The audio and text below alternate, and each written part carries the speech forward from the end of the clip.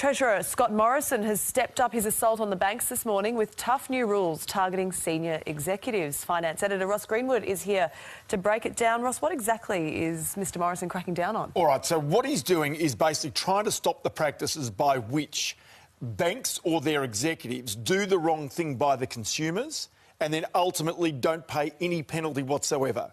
So the regime that he's putting in place, along with this bank levy that the banks don't want, is to put some personal accountability back into the hands of the bankers. In other words, if they behave incorrectly, they can be deregistered, they can actually be banned from acting as directors or, in fact, officials of banks.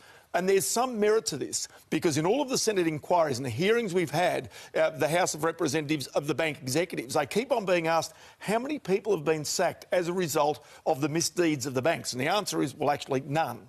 And yet the problem has been, in the case of, say, Storm Financial and some of the financial planning scandals that hit the Commonwealth Bank, some of those people who were involved in those simply went to other banks and did the same thing. And so the community was put at danger by the fact that the banks had not taken any action whatsoever against those people who had perpetrated these issues. Now, it could go as far as even misdeeds for drugs and alcohol. Now, this is a pretty big call in our society these days to do this, but there is no doubt that the Treasurer is quite keen to try and clamp down on really what is seen to be antisocial behaviour inside our banks. He's certainly turning up the heat on the banks. Ross Greenwood, thank you.